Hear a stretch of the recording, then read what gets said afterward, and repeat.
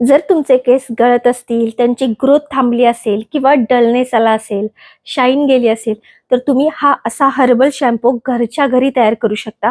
यामध्ये रिठा, शिककाई, भृंगराज, रोजमेरी आणि जास्वंदाच्या फुलाचे गुणधर्म आहेत, ज्याने तुमच्या केसांची ग्रोथ चांगली होते, त्याचा डलनेस कमी होतो, शाईन वाढते आणि तुम्ही हा शॅम्पू करून वर्षभर ठेवू शकता. इथे ज्या मी सगळ्या वस्तू दिलेल्या आहेत त्या मी प्रोडक्ट टॅगमध्ये लिंक केलेल्या आहेत. त्याचबरोबर डिस्क्रिप्शनमध्ये सुद्धा मी त्याच्या सगळ्या लिंक दिलेल्या आहेत.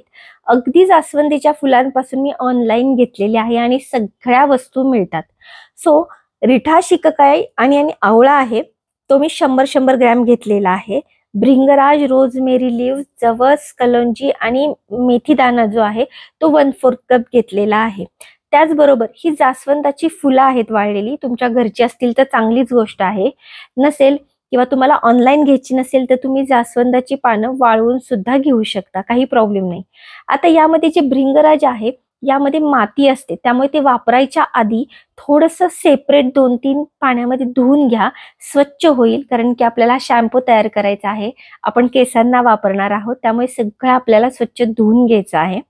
त्यानंतर आता बाकीच्या वस्तू आहेत त्या मी सगळ्या एका भांड्यामध्ये घेतलेल्या आहेत. यामध्ये फक्त मी जवस घेतलेले नाही, जवस आपल्याला नंतर वापरायचे आहे. ते पाण्यामध्ये मिक्स करून ते सुद्धा स्वच्छ असे 2 पाण्यामध्ये धुवून नंतरच आपल्याला वापरायला घ्यायचे आहे. तर आता हे माझे 2 वेळा स्वच्छ धुवून झाल्यानंतर त्याच्यावरची सगळी डस्ट निघून गेल्यानंतर मी यामध्ये आपण जे प्यायचे पाणी असते म्हणजे फिल्टरचे पाणी जे आपण वापरतो किंवा आपण डेली मध्ये जे पाणी पितो ते मी 2 लिटर पाणी घालून घेतलेले आहे आणि साधारण 6 ते 7 तास त्याला या पाण्यामध्ये झाकून भिजत ठेवायचे आहे. मी हे रात्रभर ठेवलेले होते आणि दुसऱ्या दिवशी याचा शॅम्पू केला होता. आता आपण शॅम्पू करताना तुम्ही बघू शकता हे रात्रभर म्हणजे 10 ते 12 तास साधारण हे भिजलेले आहे आणि पाण्याचा कलर चेंज झालेला आहे. रिठा आणि शिककाई थोडे सॉफ्ट झालेले आहेत. आता एका मीडियम गॅसवर 10 ते 15 मिनिटं हे चांगले शिजवून घ्यायचे आहेत. साधारण मला हे मी 17 मिनिटं शिजवलेले आहेत मीडियम गॅसवर. त्यानंतर यामध्ये मी जवस ऍड करत आहे. जवस ऍड केल्यानंतर सुद्धा एक पुढं 15 मिनिटं मला शिजायला लागले. 15 मिनिटं मी उकळी काढून घेतलेली आहे. एक तारी अशी जेल फॉर्म होतं. जवस टाकल्यानंतर आपल्या पूर्ण त्या पाण्याला जवस फॉर्म तयार होतं. सगळ्या ज्या गोष्टी आहेत त्या खूप सॉफ्ट होतात. आता हे गॅसवरून खाली उतरून गाळून घ्यायचं आहे. गाळल्यानंतर त्याचं जे पाणी आहे ते बाजूला ठेवून जो बाकीच्या सगळ्या गोष्टी राहतात, कारण की रिठ, शिककाई यामध्ये पण अजून खूप सारा अर्क राहिलेला असतो, तो आता आपल्याला काढून घ्यायचा आहे. तर हे एका दुसऱ्या भांड्यामध्ये घेऊन थोडंसं कोमट असतानाच अर्धा लिटर पाणी मी यामध्ये ऍड केलेलं आहे आणि हातानेच पूर्ण असं स्मॅश करायचं आहे. रिठ वगैरे सगळं स्मॅश करून काढायचं आहे. काही जण हे मिक्सरमध्ये पण बारीक करतात, पण मग तो जर राहतो थोडासा केसांमध्ये किंवा ते थोडीशी खरखर राहते, ती मला आवडत नाही. तुम्ही जर का मिक्सरमध्ये बारीक करून घेणार असाल तर घेऊ शकता, पण मी हातानेच बारीक करून घेते आणि रिठ असल्यामुळे याचा चांगला फेस तयार होतो. मी मिक्स करतानाच तुम्हाला जाणवेल की याचा खूप चांगल्या प्रकारे फेस तयार होत आहे.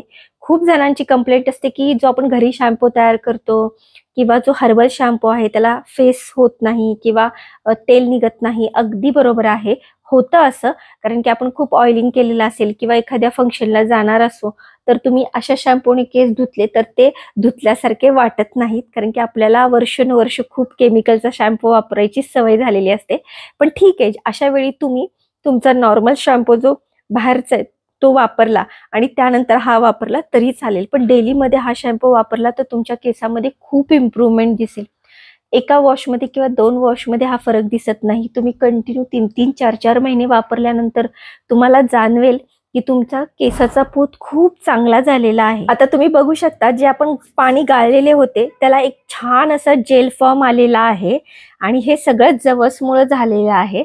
आता जे आपण अर्क काढलेला आहे ते पण पाणी मी यामध्ये मिक्स करून घेते आणि ते चांगले एकत्र करून घेते.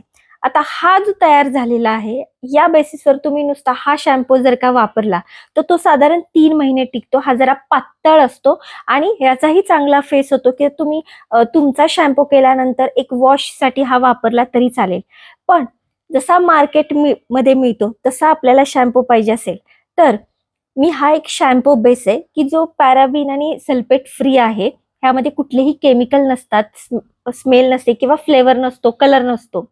तर हा मी साधारणपणे 500 ग्रॅम वापरला आहे. याची सुद्धा लिंक मी टॅग प्रोडक्ट मध्ये दिलेली आहे, तुम्ही चेक करू शकता.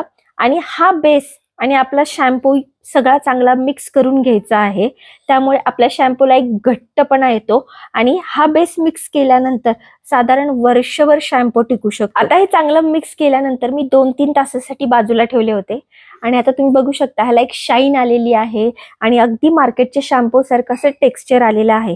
तुम्हाला वासासाठी रोज, लेव्हेंडर असे कुठले एक्स्ट्रॅक्ट ऍड करायचे असतील तर तुम्ही करू शकता, पण ह्याचा नॅचरल स्मेलच खूप छान आहे, त्यामुळे मी यामध्ये काहीही ऍड केलेले नाही. साधारणपणे 3 लिटर हा आपला शॅम्पू तयार झालेला आहे. तर तुम्ही वर्षभराचा शॅम्पू तयार करून ठेवू शकता आणि करायला खूप सोपा आहे.